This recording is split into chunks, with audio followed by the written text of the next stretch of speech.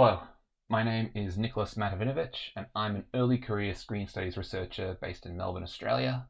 My paper today is called The Fault in Our Star Children, Genestealer Cults and the Interdependence of Lore, Hobby and Gameplay in Warhammer 40,000. Near the end of Adrian Tchaikovsky's 2022 novel Day of Ascension, its protagonist Davian asks her revolutionary comrade Zachary about her doubts over the nature of the divine star children who were prophesied to come down from the heavens to liberate the oppressed masses of the Forge world Marad, a planet dedicated to industrial production and run by the cyborg tech priests of the Adeptus Mechanicus. But is it true, though? Is there an emperor with his angels? Or is it the devouring monster the tech priest told me of? Please, Zachary. The woman's face was calm, peaceful even. What makes you think, she said, that they are two different things? Readers familiar with the Warhammer 40,000 universe that Day of Ascension is set within know from the outset that Davian, Zachary, and all the other members of their faith are the descendants of the vanguard of an alien invasion force known as the Tyranids, that their promised gods may not be as benevolent as one might wish. When an individual Genestealer arrives on a planet, it quickly starts forming a clandestine community of hybrid offspring that preach a gospel of divine liberation to those under the yoke of the Imperium of Man. When the Star Children do arrive, however, their locust-like swarms devour all life forms they come into contact with, even their distantly related worshippers. Genestealer cultists have been portrayed in 40k media as naively ignorant of their eventual fate, mindlessly following orders, or even eager for their own destruction. But Day of Ascension asks us to consider an alternative reading of the cultists' motivations. This paper argues that the qualities one must value to see Davian's story as having a happy ending have a great deal in common with those found in the practice of the Warhammer hobby itself. Day of Ascension juxtaposes Davian's faith in her community and the wider cosmos against the Adeptus Mechanicus' idolization of individualistic intentionality.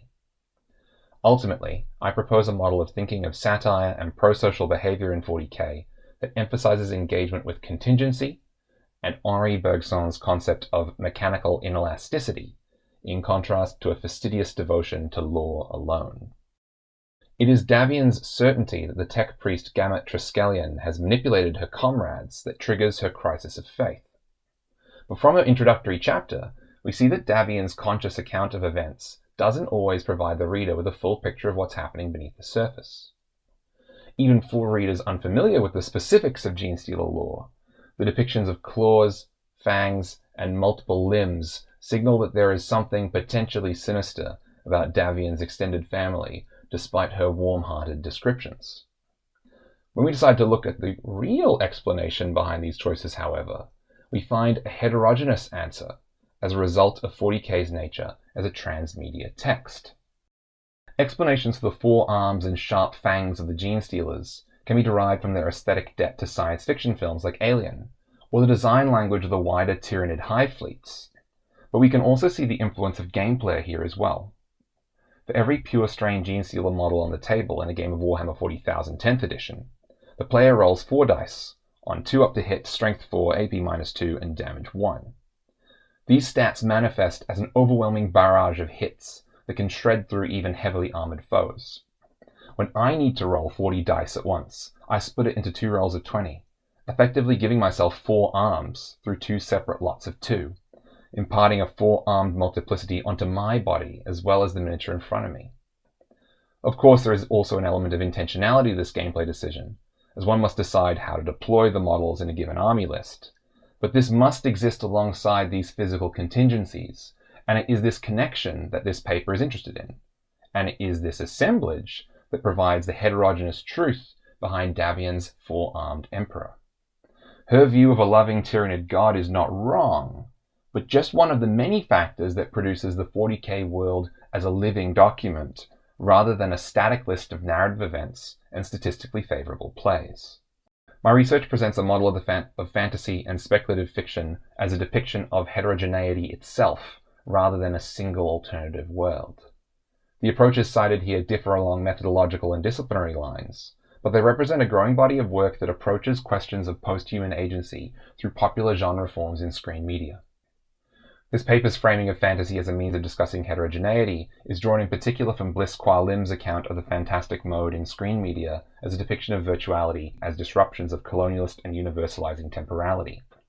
The writing of Flusser, Brown, Fleming, and Zhu, writing on sea creatures, highlight the applicability of fantasy, fables, and the fantastic for discussing the qualities of these creatures whose environments and lives are often described as alien. Successful genestealers are inevitably going to be consumed by tyranids, but this focus on their monstrous teleology diminishes the strength of their movement in the present moment. And even their monstrosity is not as much of a problem as it first might appear, as the literal interpretation of their actions within the 40k setting needs to be compared with the impact this has on their interpretation as textual objects. Barbara Creed argues that fictional monsters provoke an encounter with otherness, which in the case of her book, The Monstrous Feminine, entails the abject qualities of femininity that are societally repressed. Monstrosity here performs a similar role to fantasy, in that it forces an encounter with something that reveals the horrific or the alien in ourselves, rather than a literal endorsement of its consequences for the fictional characters in the given story. A key difference between the two is that fantasy and speculative fiction invite us on this journey, whereas the monstrous and the abject compel it. Tchaikovsky's other science fiction writing provides a helpful context for this reading of Day of Ascension. The Children of Time series explicitly focuses on the juxtaposition of human and non-human intelligences, timescales, and worlds. The first book contrasts a multi-generational human spaceship with the evolution of a society of sentient jumping spiders. And the series goes on to introduce new societies of octopuses, mantis shrimp, corvids, and microbial life. But each book is constructed through a dialectical exploration of how such beings would experience the world and how both parties need to adapt in order to facilitate communication and empathy. The series' rejection of zero-sum game theory logics of encounters with monstrous alterity demonstrates how fantasy and speculative texts can sidestep the question of truly knowing the intentions of the other by questioning the degree to which we even know ourselves. Fantasy in this sense is not simply the establishment of a metaphorical world to help make the abstract and alien clearer to us, but is rather a space in which ourselves, values, and bodies are rendered foreign to us as well. Davian believes that the coming of the Star Children is the catalyst for their successful uprising, and it is this supposed self-knowledge that triggers her crisis of faith. This is reinforced by Triskelion's own belief in this same principle as he attempts to manipulate the cult's alien biology to his own ends. But they are both proven wrong, as the intended goal of their conception of events proves to be less important than the actions taking place in the present. The book ends with the awakening of a hitherto unknown Genestealer presence, hiding in plain sight and suppressed by the mechanical body modifications of the Adeptus Mechanicus, that is awakened through Davian's resolve to die on her feet rather than live on her knees. Day of Ascension posits that the telos of the cultist struggle, be that destruction at the hands of either the Imperium or their gods, is not as important as the struggle itself, as it is when Davian focuses on the contingencies of the here and now, rather than the theorized plans of the future, that she is rewarded and the narrative progresses. The apocalyptic arrival of the Star Children is the teleological idea fixe for discussions of the cults as a genuine revolutionary force in the face of the fascistic imperium of man, which then brings into question 40k's supposedly satirical bona fides. Papers delivered at this conference last year cite the doomed nature of the cult and its aesthetic overlap with reactionary characterizations of labor and civil rights movements as grounds for skepticism as to their satirical potential. Much like Davian's account of her own faith, these accounts of the cult's symbolic meaning seek to place them within a coherent narrative framework. But also like Davian, we find these accounts becoming a little unstuck when placed in the heterogeneous terrain of the game as part of the wider hobby, and how we can return to satire through the laughter that playing the game generates. For Henri Bergson, comedy is something that requires human intelligence in a social setting, as one rarely laughs alone. Taking the classic example of someone suddenly falling over on the street, Bergson theorizes this is funny because it is the sudden interruption of the elasticity of human intelligence by the rigidity of matter. Laughter serves to maintain social cohesion in the face of this interruption in the performance of human sociality as something different from the mechanical processes of the material world. 40k is a game built around the management of mechanical inelasticity. Dice always have the potential to produce astoundingly good or bad outcomes, and the particular qualities of pigment, binder, plastic, and metal assert themselves repeatedly on the aesthetic of a finished army. Losing a character to a series of failed saves and rerolls doesn't always feel good, but if it happens because of freak dice rolls, laughter is a response not incompatible with good sportsmanship. Social cohesion, after all, being one of Bergson's identified purposes of laughter.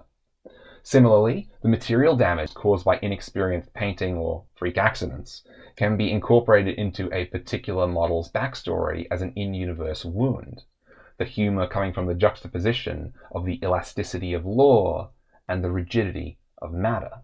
Day of Ascension's heroes could easily have been portrayed as tragic figures, unknowingly hastening their doom, but this isn't the case. The book is less concerned with how the cults will replace the Imperium long term than with a full-throated declaration of the need to overthrow it. The monstrosity of the Genestealer Cults as a revolutionary force reinforces this radical agenda as a confrontation with the horrors of the Imperium in the present over its theoretical nature as a less worse option in the long run. As the economist John Maynard Keynes famously said, in the long run, we are all dead. A point that holds true if we're talking about the life cycle of individual human beings or a Genestealer cult. We can see this in a speech Davian gives to both her fellow cultists and other imperial subjects who have joined in with the uprising. A sermon that makes their inevitable death a point of pride. Death, as a noun in the first paragraph, is associated with the deprivations of Marad, and is only tinged with a more positive quality when it becomes plural in let our deaths go to feed something grander than their furnaces. This sermon only becomes triumphant when we shift from death as a noun to the verb to die. For if we live and die for the Emperor, then the Emperor's angels will carry us with them forever. And in that way, we never die. And that emphasis on the never is in the original text. One way or another, though, they are all going to die. But Davian's speech makes it clear that how they die, and by association how they live, is more important than this teleology. If we were to put this into more mundane and familiar terms, we could say, it's not important whether you win or lose. It's how you play the game. This framework also serves as a way to examine antisocial engagements with the hobby more broadly. We know that there is something unsporting about bringing an unpainted, overpowered, and meta-chasing list to a friendly game, and using this paper's framework, we can say that such a list minimizes the presence of mechanical inelasticity in the player's practice of the hobby, thereby reducing the potential for laughter and its associated properties of social cohesion. This isn't to diminish the enjoyment felt by hobbyists who focus predominantly on competitive play or lore, but the increased visibility of lore channels and competitive play risks transforming these behaviors from one form of play among many into the mainstream form of engagement with Warhammer 40,000. In Robert Putnam's seminal Bowling Alone, The Collapse and Revival of American Community, he charts the decline in pro-social institutions over the 20th century with a correlated decline in informal clubs centered around activities like bowling, among other forms of grassroots social cohesion. That the Warhammer hobby is still robustly anchored in physical space and shared community makes it noteworthy, but as Putnam showed, the grassroots nature of this sociality also needs to be preserved, as it wasn't bowling as a professional sport that disappeared, but rather the ubiquity of friendly clubs. Given this paper's association of mechanical inelasticity with social cohesion and pro-social behavior, it's concerning that the engagements with 40k's mechanical inelasticity that I've described here all rely on significant investments of time and money, whereas watching lore videos or theorizing battle tactics is free. I posit that this connection is borne out in the affective valence of Day of Ascension's narrative, but I would imagine that the encouragement of the mechanical inelasticity of modeling, painting, gameplay, and lore is positively correlated in pro-social online and offline settings, and I invite future research on this topic. To conclude, I would like to return to Davian's description of the Emperor's loving claws as something that doesn't necessarily invalidate their nature as objects of destruction. Near the end of the book, Davian shares a touching moment with her brother Niem, a cultist modelled after the aberrant hypermorph model. The abject monstrosity of Niem's multiple limbs, sharp claws, and 3 eyes are portrayed here as appendages that help him express his affection for his sister, giving her the strength she needs to carry on her fight. We might hear echoes of Little Red Riding Hood saying, "Ooh, grandmother, what big teeth you have," prior to her fatal confrontation with the wolf. But if Little Red and her grandmother were never eaten, we wouldn't still be talking about them, would we? Likewise, is Davian wrong to say that the 4 arms of the Genestealer are for a more loving embrace when the book paints such a tender picture of how they're used? Davian's story doesn't end with the arrival of the Star Children. Rather, it ends when the book closes and the living assemblage of the 40k hobby starts picking up the loose appendages from it that are still wriggling. To return to the question of whether Niem's chitinous claws and razor-sharp fangs are tools of destruction or marks of divine love, I say, what makes you think that they are 2 different things? Thank you.